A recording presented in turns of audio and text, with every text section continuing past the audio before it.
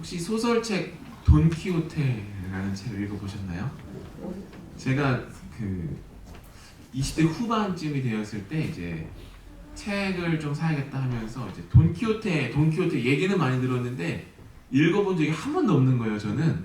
그래가지고 그 완역본이 나왔다고 한국어로 그래서 한번 사봤어요. 꽤 비싸요. 그 당시에 3만 원 정도 준 것 같아요. 이렇게 두껍더라고요, 책이. 못 읽었어요. 그런데 이제 거의 다 읽긴 했는데 끝까지는 못 읽었어요. 근데 돈키호테의 이야기를 우리는 대부분은 알고 있죠. 그 내용은 이제 돈키호테라는 사람이 이제 기사 소설에 너무 심취해서 자기가 그 소설 속의 기사라고 착각하면서 여행을 떠나는 이야기죠. 그래서 이제 산초를 만나서 같이 여행하는데 뭐 가장 유명한 장면은 이제 풍차가 이렇게 돌아가고 있는데 저게 거인이라고 하면서 풍차한테 갔다가 계속 부딪히면서 그렇게 막 혼자 싸우는 거죠, 사실은.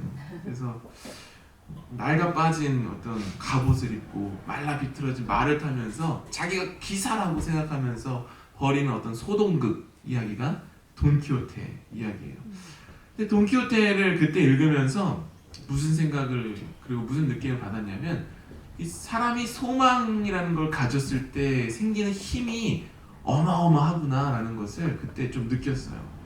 소망이 있는 사람은 저렇게 누가 뭐라고 해도 뜨거운 열정을 가지고 자기의 현재 상황과 상관없이 열정적인 삶을 살아갈 수 있구나, 그것을 알 수 있게 되었어요.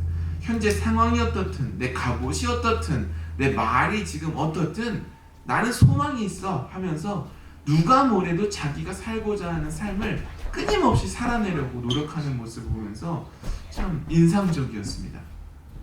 그렇지만 이 돈키호테의 끝에 가서는 그가 이제 그 지루한 삶을 극복해내기 위해서 이런 삶을 꿈꿨던 것을 스스로 깨닫게 되는 장면이 나타나거든요.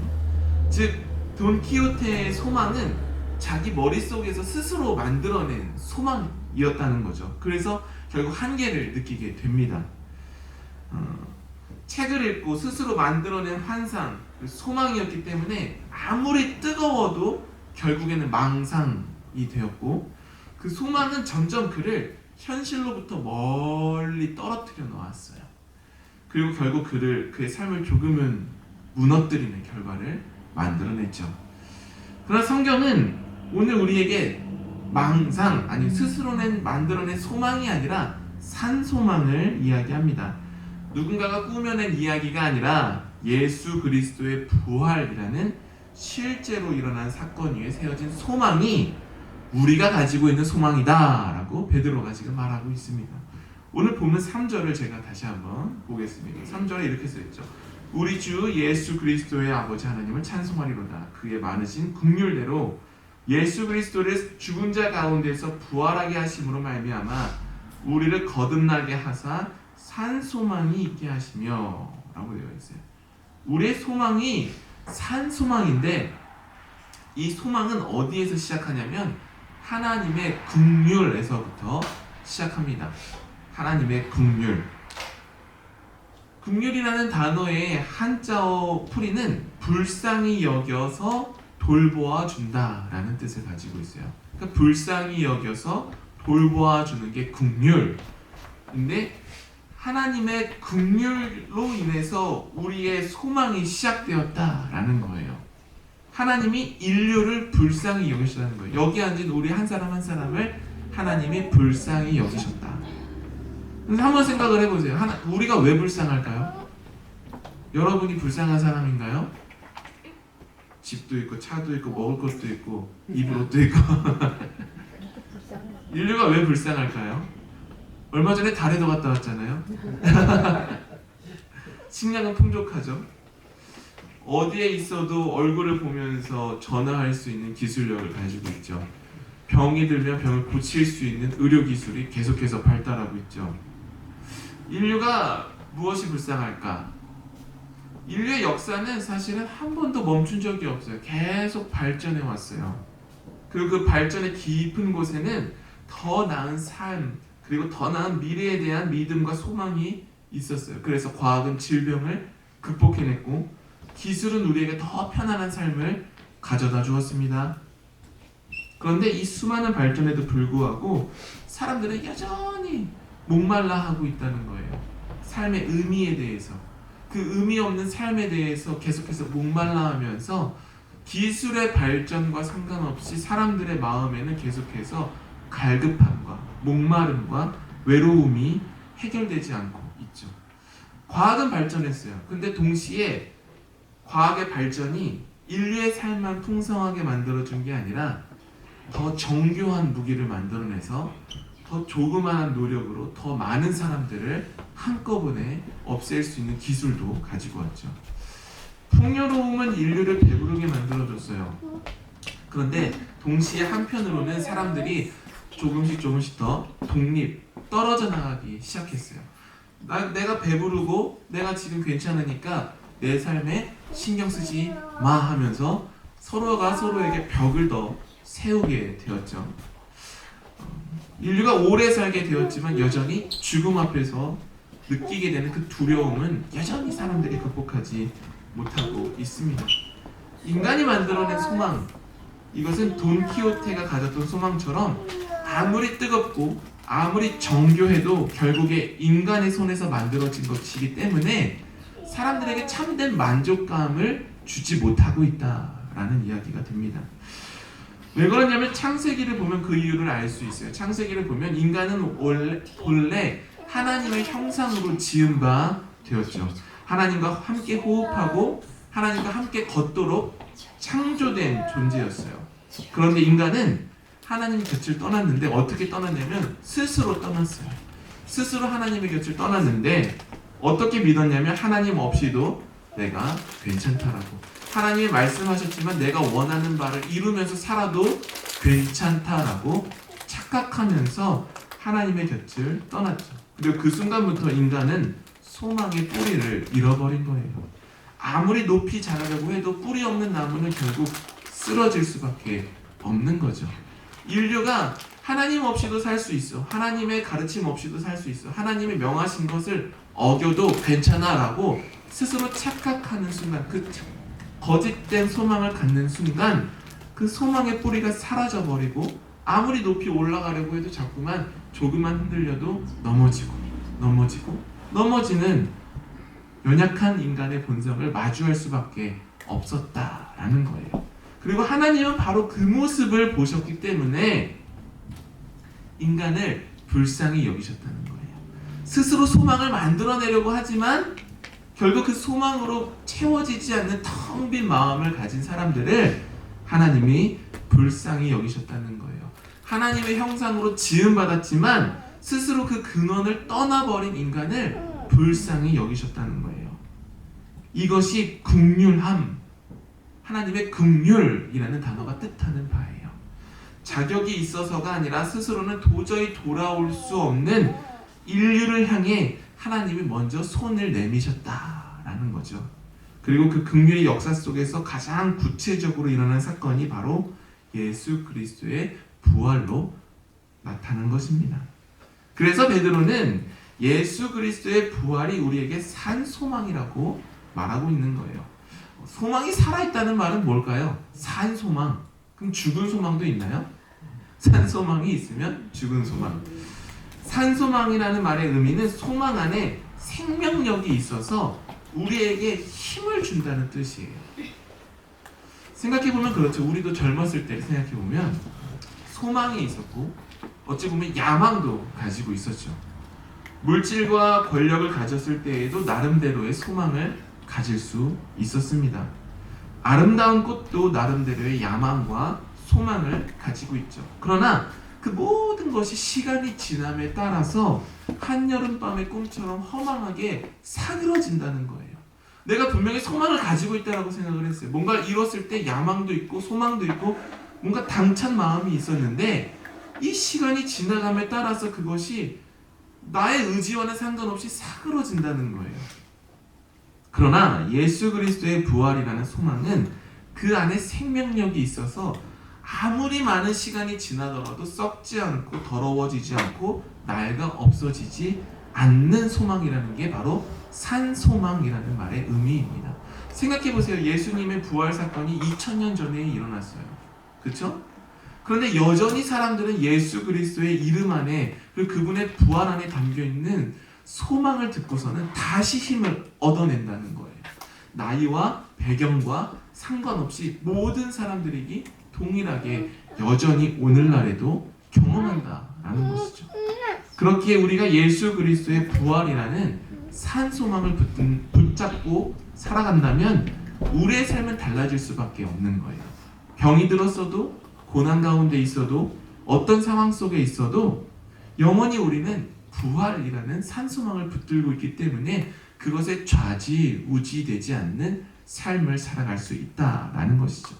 즉 우리의 소망은 우리가 가지고 있는 소망 예수 그리스도와 그분의 부활이라는 그 산 소망을 붙들고 있는 사람은 상황에 따라 흔들리지 않고 부활이라는 하나님께서 예수 그리스도를 통해 세우신 반석 위에 세워진 소망을 붙들고 있기 때문에 우리는 흔들리지 않는 삶을 살아갈 수 있다는 것을 기억하시길 바랍니다. 우리 5절 말씀을 다시 한번 보겠습니다. 제가 읽어드릴게요. 5절 말씀입니다. 너희는 말세에 나타내기로 예비하신 구원을 얻기 위하여 믿음으로 말미암아 하나님의 능력으로 보호하심을 받았느니라. 아멘. 이 5절 말씀에서는 두 가지를 말하고 있어요. 뭐냐면 하나는 우리의 믿음이고 또 다른 하나는 하나님의 능력으로 보호하심을 받았다라는 거죠. 하나님의 능력으로 우리가 이미 보호하심을 받았다라는 거예요. 그런데 그 능력의 통로, 하나님의 능력으로 우리가 보호를 받는데 그 능력으로 보호받는 통로가 뭐냐면 믿음이라는 거예요. 우리가 믿음을 가졌을 때 하나님의 능력이 우리를 보호한다라는 말이에요. 여기서 하나님의 능력으로 보호한다라고 할 때 보호하심은 헬라어로 보면은 군사적 용어예요. 군사적으로 어떤 요새를 방어하다, 어떤 요새를 지켜내다, 어떤 도시를 보호하다라고 했을 때 사용하는 단어를 여기다가 똑같이 사용했거든요. 즉 단순하게 누가 오나 안 오나 이렇게 바라보고 있는 것이 아니라 적의 공격이 실제로 일어났을 때 그 도시나 요새를 군대가 지켜내듯이 하나님께서 우리 한 사람 한 사람을 그렇게 보호하신다라는 말이에요. 그 보호하심이 우리의 믿음을 통해서 우리 삶에 임한다라고 말하고 있는 게 5절 말씀이 말하고 있는 거예요.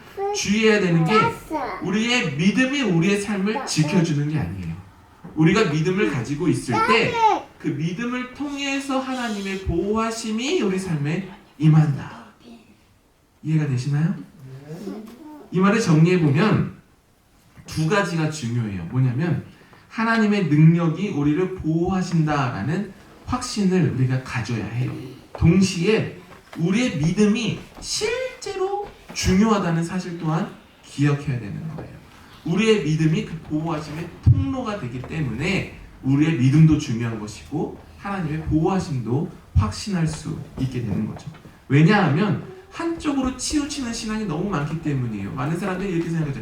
어차피 하나님이 다 아시는데 뭘 내가 고민해.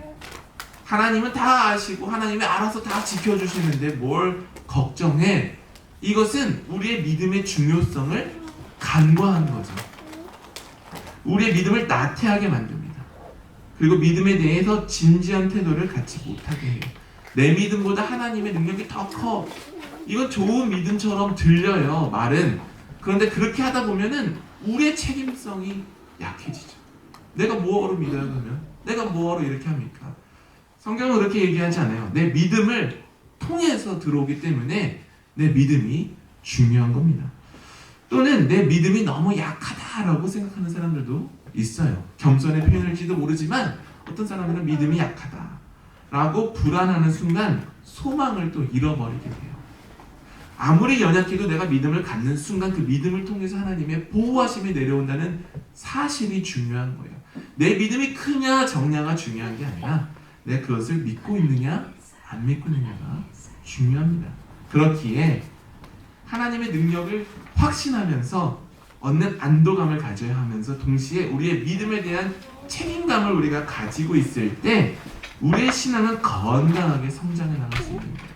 내 믿음이 왜 중요해? 내 믿음을 통해서 하나님이 일하시니까 중요한 거예요.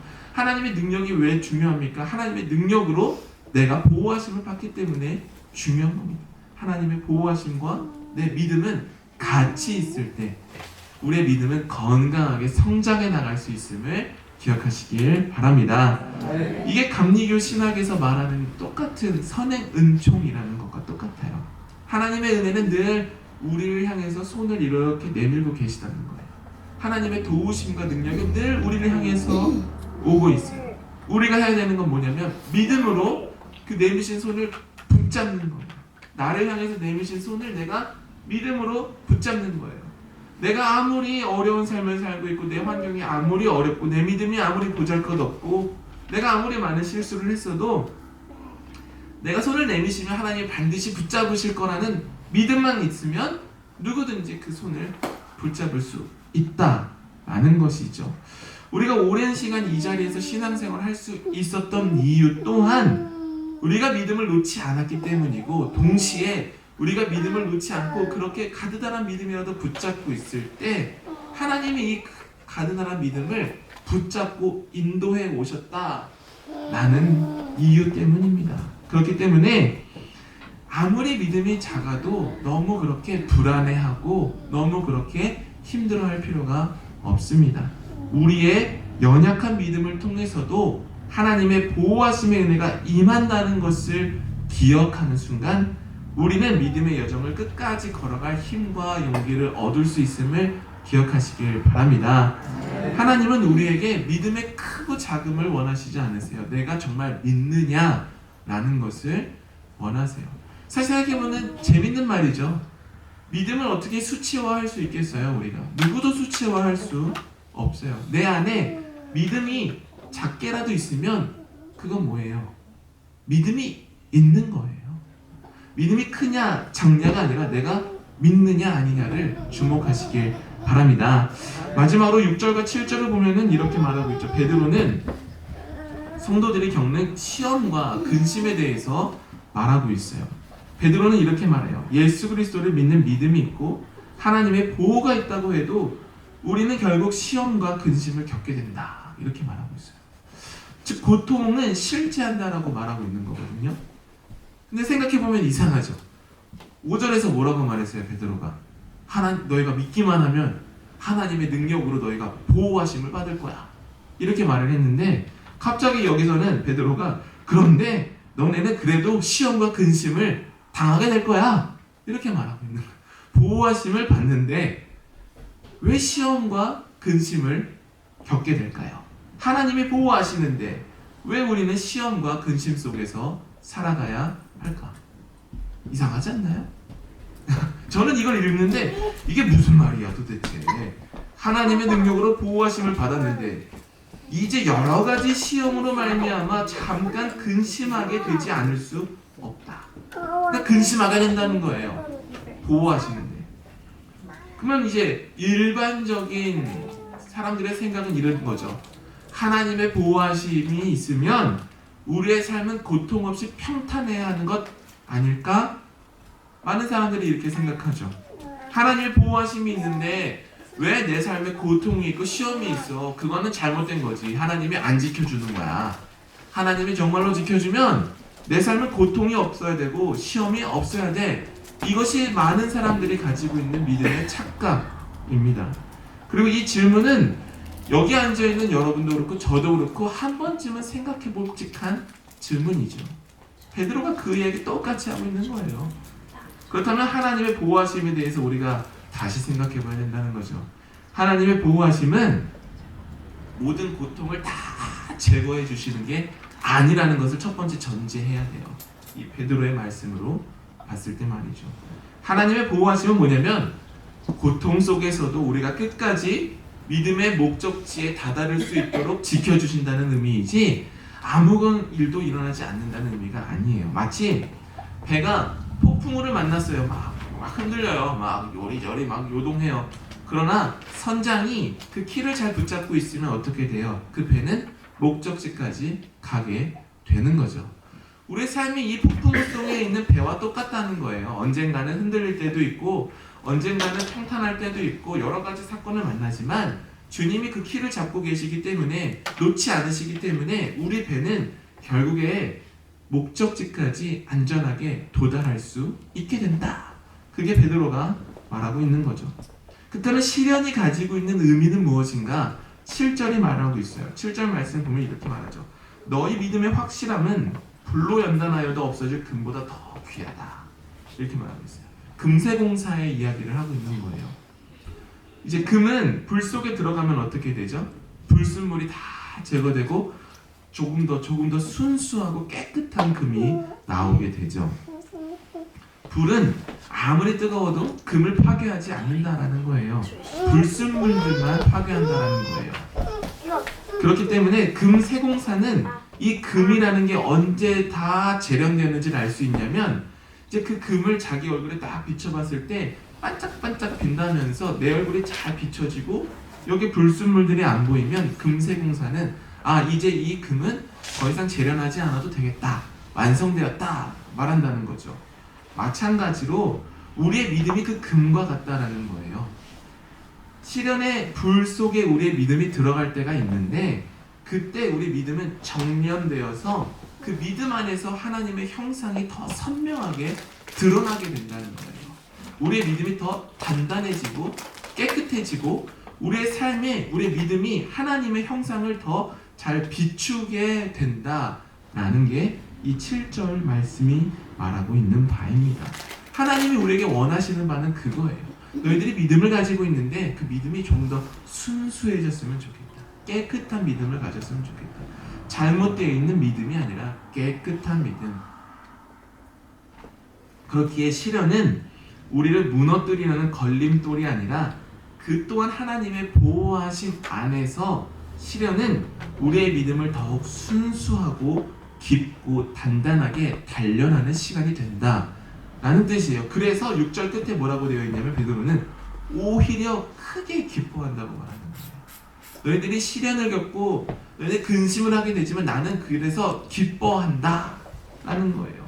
시험과 시련 자체를 보고 기뻐하는 것이 아니라 그 시간을 통해서 너희들의 믿음이 더욱더 순수해지고 더욱더 깊어지고 더욱더 단단해지기 때문에 그 시간 동안을 나는 너희들을 보면서 기뻐하는 거야. 기대하는 거야. 왜냐하면 그 시련이 있어도 근심이 있어도 하나님의 보호하심은 떠나지 않을 것이고, 그 시간이 지내고 나면 너희들의 믿음이 더욱더 순수하고 깊어지고 단단해질 것을 베드로가 이미 알고 있기 때문에 기뻐한다라고 말하고 있는 겁니다. 사랑하는 여러분, 그렇다면 우리가 가지고 있는 예수 그리스도의 부활 안에 담겨있는 산소망은 지금 어떤 모습인지 한번 생각해 봐야겠죠. 이 소망은 우리의 삶, 여러분의 삶을 변화시키는 소망인가요? 아니면 그냥 예전 2000년 전에 머물고 있는 소망, 어쩌면 살아있지만 묻혀져 있는 소망인가요? 고난을 고난으로 보게 하나요? 아니면 고난 너머에 있는 성장과 그 기대감이 보이게 하는 소망의 눈인가요? 믿음 없는 사람과 똑같은 것을 여전히 소망하면서 낙담하고 있나요? 아니면 우리는 이제 믿음 있는 사람이 되어서 이 소망 너머에, 이 시간 너머의 것을 보면서 기뻐하고 기대할 수 있는 사람인가요? 생각해보면 돈키호테라는 사람이 가졌던 소망도 망상에서 시작했지만 그의 삶을 변화시켰어요. 그렇죠? 그렇다면 우리는 망상이 아니라 산소망 대신 예수 그리스도를 향한 믿음을 가지고 있는데 왜 우리의 삶은 조금밖에 변하지 않을까요? 아니면 조금도 변하지 않을까요? 둘 중 하나밖에 없죠.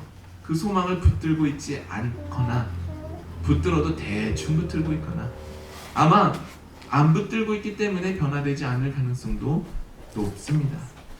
사랑하는 여러분, 눈이 녹으면 땅이 드러나게 되고 새싹이 봄의 따스함을 꿈꾸게 하듯이 우리는 예수 그리스도의 십자가만 보아도 부활을 떠올리며 소망할 수 있어야만 합니다. 십자가만 바라보면서 낙담하고 끝인가 생각하는 것이 아니라 이 너머에 있는 부활의 소망을 볼 수 있는 믿음의 눈을 가지시길 축원합니다. 그러니 힘내십시오. 절망 가운데에서도 명랑하게 희망을 선택할 수 있어야 합니다. 아무리 힘들어도 그것이 끝이 아닙니다. 우리가 아니라 주님이 함께 하시기 때문에 우리는 할 수 있다라는 말을 할 수 있습니다. 바라기는 늘 우리의 산 소망 되신 예수님과 함께 동행하며 시험과 시련을 이겨내며 믿음의 결국인 구원의 날까지 한 걸음 한 걸음 명랑하게 걸어가는 저와 여러분 되시기를 주님의 이름으로 축원합니다. 함께 기도하겠습니다.